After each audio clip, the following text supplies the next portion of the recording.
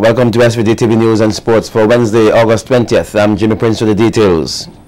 The year-long legal dispute between the former president of the Public Service Union, Cools Vanlo, and the interim committee ended on August 14th when Justice Gautel Tom handed down judgment in the matter. Justice Tom sided with the committee and upheld the authenticity of the interim committee, which was set up following a special general meeting in October last year, where a motion for the removal of Vanlo as the union's president and the rest of the executive was moved. The interim committee was set up to oversee the process leading up to general elections. However, Vanlo filed an injunction against the committee, stating that their action was illegal. Chair of the interim committee, Elroy Boucher, says that he was particularly pleased with the judgment and that it was now the time to move forward with plans for fresh elections. This judgment is a victory for the members of the union. It may have also set a precedent across the OECS, because as far as I can recall, it may be the first case of its kind. And so any other matter that may arise across the OECS, this will obviously act as a case to be cited. So it's very important. It is a judgment that is also important to the members in the sense that we have often been told that the general membership is the highest decision-making body, not only in the trade union, in other NGOs, whatever sporting organization or what, and they therefore can make decisions at that high level. And so it is important to all organizations to take note, trade unions and other organizations to take note of this. And another committee member, Aubrey Borgen, says that he too is pleased with the decision and that there is no bad blood between the current union members and former President Vanlo. It is not a situation, persons feel that we have some form of animosity against Brother Vanlo, but that is not it. It is for the interest of the organization, and as Boucher mentioned, 70 persons have withdrawn. We have had numerous other incidents which occurred during the period of time, and we are happy that at this point in time, and based on the judgment that we got, which we anticipated we would have gotten in any case, based on our constitution and based on what we were discussing and that sort of thing, what transpired. So we are happy at this point in time, as Boucher outlined, we're moving forward to get the union back on the footing that it should be. And October 8th is the date set for the next general meeting of the Public Service Union, where a new executive will be elected. Chair of the interim committee, Boucher, explains that calling fresh elections is part of the mandate of the interim committee.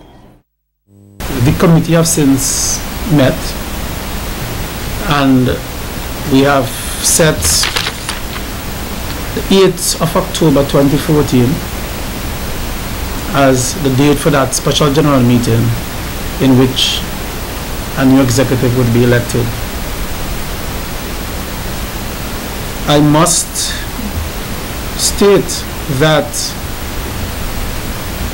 prior to the legal action by the former president, the committee had already set in motion the process to hold the elections. So the nominations committee were called and their job was finished.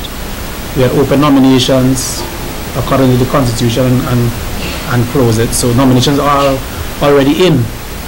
So it is just a matter now for us to hold the elections, have the nominations committee submit a report, and we put things in place to have the elections on the 8th of October 2014.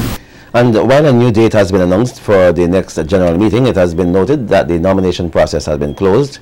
And the chair of the committee, Elroy Boucher, says whether or not the nomination process will be reopened with the handing down of the new judgment was not a decision that the committee was in a position to make at this time. Not within our jurisdiction to so determine. What has happened, we have been mandated to do X, Y, and Z. We have done X, Y, the remaining, which is holding elections. The nominations were open up over the 21 days or so period. Publicized, nominations was submitted, which I don't even know who they are because that's the committee's knowledge. And then it was closed. So it is something that the committee will consider. But I cannot say whether that will be done. In related news, the year-long battle between Coors Vanlo and the executive of the Public Service Union has had a negative impact on the day-to-day functioning of the organization. Chair of the PSU Interim Committee, Elroy Boucher, says during the legal proceedings there was a partial freeze on the union's account, which impacted the proper functioning of the union. According to Boucher, as many as 115 members were unable to receive medical benefits, amounting to some $8,625, and as many as 10 businesses were unable to receive payments.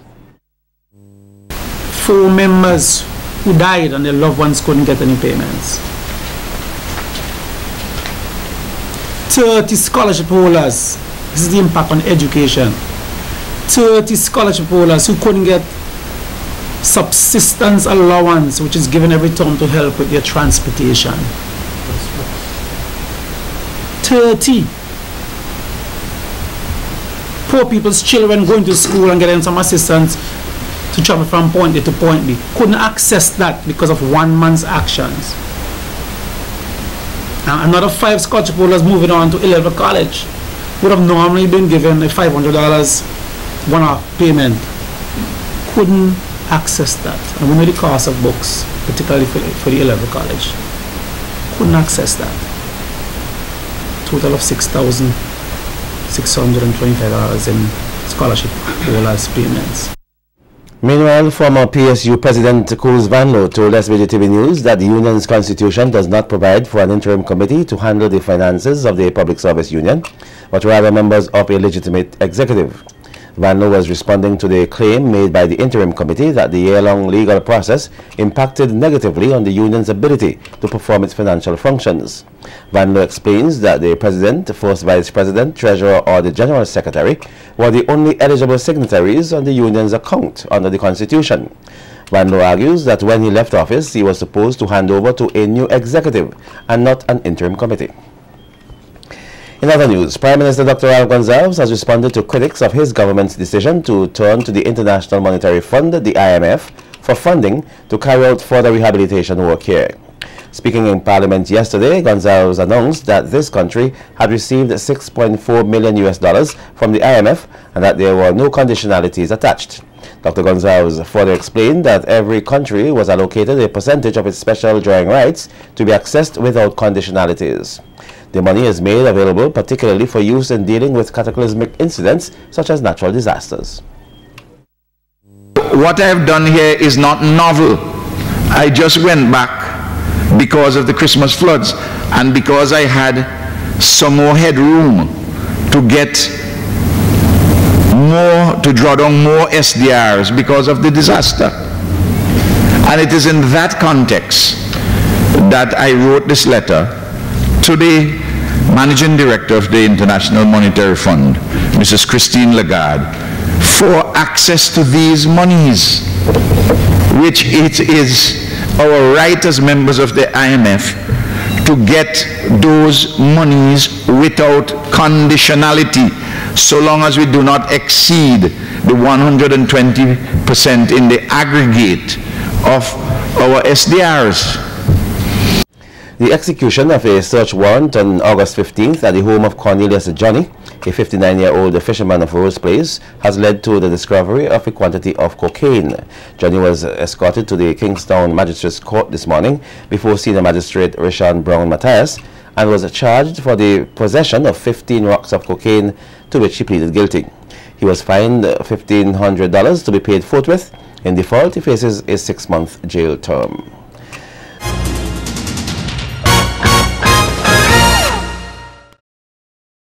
There is said to be a worrying trend regarding the compilation of the school-based assessments required by the Caribbean Examinations Council, CXC. According to Senior Assistant Registrar Susan Giles, the CXC, the CXC has been receiving complaints from schools that students are turning in their SBAs months prior to their due date, raising questions about who compiled the information. We are seeing some things that worry us, yes. We are seeing some situations where candidates are either bringing the completed SBA in September or the completed SBA in April. Teachers are saying, no, we're not accepting this, because as everyone knows, SBA is a process. The process must be seen, and we are getting a lot of letters coming into us saying, well, they didn't see this process, they cannot, they're not sure if this is the candidate's work, and they're asking us to take a look at it, but we really need it to be dealt with at the school level. It is not a situation for us. Giles revealed an even more disturbing occurrence, which according to her is now being investigated. What we have done is to introduce audits, SBA audits. We send inspectors into the schools. Now, if you have scores in our system, you must have work to present, to show us. And this year, very distressing situation, we did it in 5 territories, and we have over 120 cases where they cannot produce the work to back up the scores that are placed in the system. Now, just remember, the scores are not placed there by the candidates. So this is something that we are watching, and we will continue the investigations. Some news on renewable energy. Plans are said to be progressing smoothly for the continuation of the groundwork for the development of a geothermal plant in St. Vincent and the Grenadines. Speaking in Parliament yesterday, Prime Minister Dr. Ralph Gonsalves says that development rights had been granted to a subsidiary company of Reykjavik that was exploring the potential of developing a geothermal plant in the country. We are aware that we have a peak demand of about 20 megawatts at the moment, and 5 of it is provided by hydro. So if we look for, first of all, number up to 15 megawatts for geothermal, one can see that we would be in the business substantially of having a renewable energy source. And we know that geothermal, as distinct from wind and solar, can provide a 90-something% for the base load, which is very important. Dr. Gonsalves further gave details of the project, saying that preliminary studies indicate that the Lasufre volcano provided adequate resources for tapping into geothermal energy. And Reykjavik geothermal boards have approved the next level of investment in the project of $1.3 million.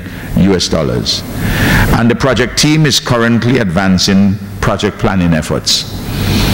The first ground activity will commence from August the 18th onwards, and would include aircraft flyovers associated with the initiation of the LIDAR, L-I-D-A-R, which is the light detection and ranging activity.